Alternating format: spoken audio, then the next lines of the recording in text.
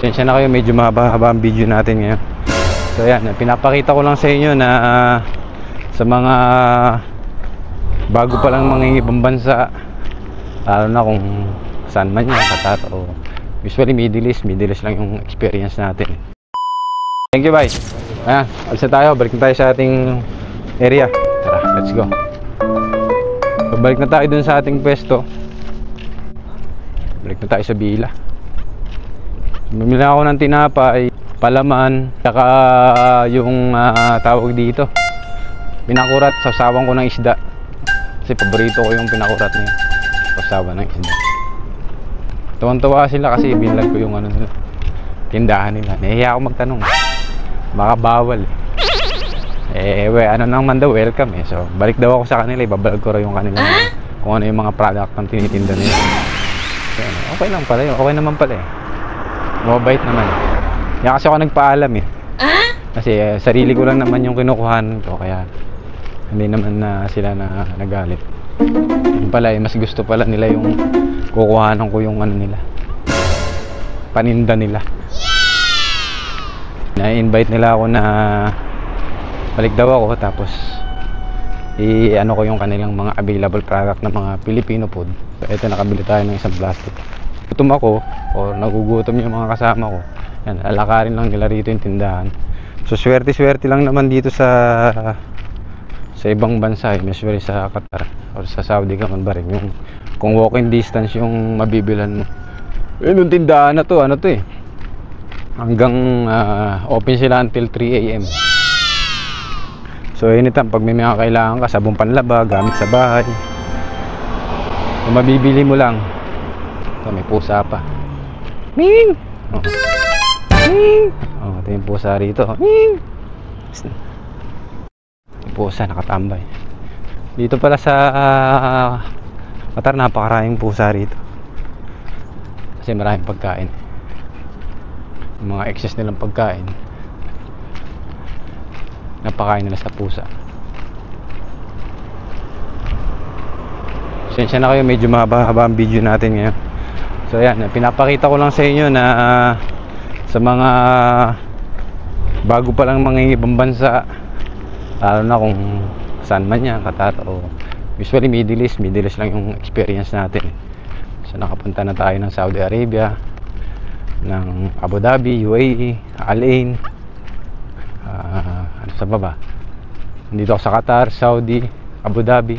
Sa UAE, so nakabiyahe na ako ng Dubai, Al Ain, Abu Dhabi, pero Sharjah hindi pa. Then Saudi Arabia sa Dammam. Sa unang napuntahan ko is Uleya sa Saudi Arabia. Then bumalik ako napunta ako ng Corniche. Sa Corniche, sa Eastern Region, Daran, Dammam, Jubail, Hupub. Yan yung mga napuntahan kong lugar sa Saudi Arabia. Tapos napadpad din ako ng ano bang lugar yun, halos malapit sa border ng Jordan, Ha'il. Yan, Ha'il, kaunting na lang biyahe, malapit na sa Jordan tsaka sa border ng Israel. Yan, sa Ha'il, Saudi Arabia. Then after that, na-assign din ako sa UAE. Yan, sa UAE. So napunta ako ng Al Ain, napunta ako sa Abu Dhabi, may Dalma. Then of course dito sa Qatar, dito sa may Salwa Road, Al Rayyan. So yun yung mga naikutan ko so far. Nung experience ko nung bago ko pa lang ako sa bagong abroad ko pa lang, unang apply ko, sana hindi ako matutuloy nung time na yun, pero tumuloy pa rin ako kasi okay naman sa wifey ko. Then ang first time medyo kakabahan ka kasi hindi mo pa alam yung gagawin mo. Ang unang naisip ko palagi, paano ako kakain, kasi plano ko pa nga dati bumili ng magdala ng bigas 5 kilo. Kaya bigat-bigat na. Eh, yung pala, pagdating ko rito, puro marami naman palang pagkain Pinoy sa ibang bansa. Siyempre, pag first time mo, wala ka pang idea. So, ganun talaga. Ang dinala ko lang dito yung mga, nandala ko ng sarili kong baso, kaldero, yan, mga kawali, tinidor, yung mga basic kitchen tools, ilang pirasong damit, uniform. Tapos pag medyo kinakabahan ka kasi first time, iniisip mo lagi paano ka makikipag-communicate sa mga ibang lahi. Kasi bago ka mag-abroad ang nagiging palaisipan palagi iniisip mo na hindi ka magaling mag-English, pero reality hindi mo naman kailangan na fluent ng English basta nakakapag-deliver ka ng basic, kasi ganoon din naman dito dito ka na naman matututo and mostly yung language naman na ginagamit is Arabic and English, pero dito kayo matututo. So pag first time mo, siyempre meron kang makikilala, tapos Arabic yung lingwahe. So meron namang sasalo na kasama mo na magta-translate sa'yo ng Arabic. Hanggang pa konti-konti natututo ka. So gradually natututo ka naman ng kanilang lingwahe. Hindi naman siya ganun kahirap. Madali lang talaga matutunan yung Arabic language. Mas mahirap sa akin, mas mahirap ang ibang lingwahe. Chinese yan, mas mahirap pa nga. Arabic, mas madali. Marhaba. So malapit na tayo. So ito yung lugar na iniikutan ko yan. Mula dito sa kanto na to hanggang dun sa dulo. Yan, nakakadalawang ikot ako dyan pag nagja-jogging. Nang pabalik dito. Tapos papunta ulit dito sa Bila. Maglakad mag-isa, malungkot ba rito? Hindi naman. Nasa sayo na yun. Depende kung anong gusto mong gawin. Dito kasi maraming activities depende. Nasa sayo na kung saan ka malaline up. Kung sporty ka ba, kung ikaw ay bikers ka, tulad ko may bisikleta ako. Yung iba naman sa gym, yung iba runner, yung iba party. So depende. Of course meron din tayong siyempre yung weight natin. So meron din tayong pinupunta tayo siyempre nagpa-practice din tayo ng weight natin. Yan, depende sa So sa ibang bansa, pag Pilipino, flexible talaga yung 100% flexible. So bihirang-bihira yung Pilipino na matutuliling, kasi malungkot, imposible hindi malungkot. Maraming pwede kang gawin, depende na lang sa hobby mo. So ayan shoutout muna. So ayan to si Bayo.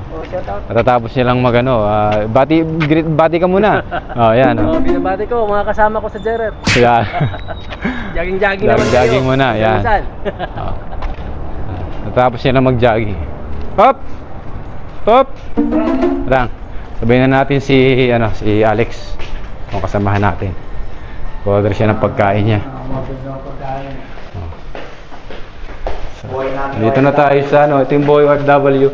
So ito, nabitbit na natin yung ating pinamili. So makakain na tayo maya-maya. OFW. Kailangan talaga So pag 10:30, pag gabi na, tapos hindi na nakapagluto kasi medyo pagod na sa trabaho.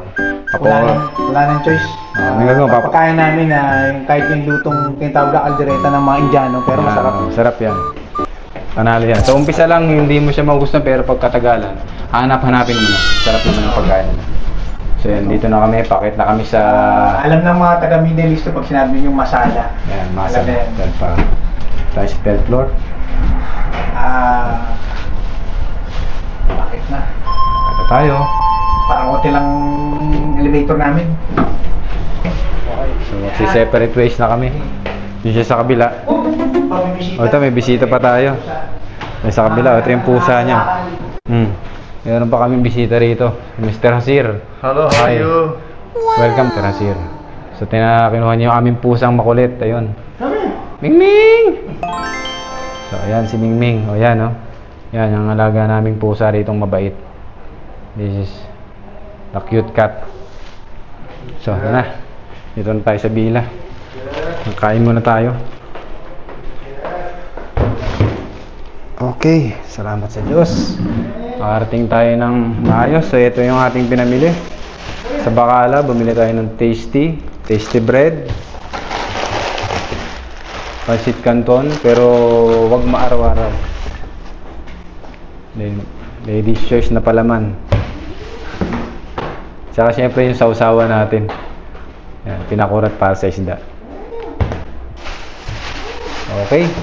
Maraming salamat sa inyong panonood sa napakahaba kong video. Thank you for watching and see you in my next vlog.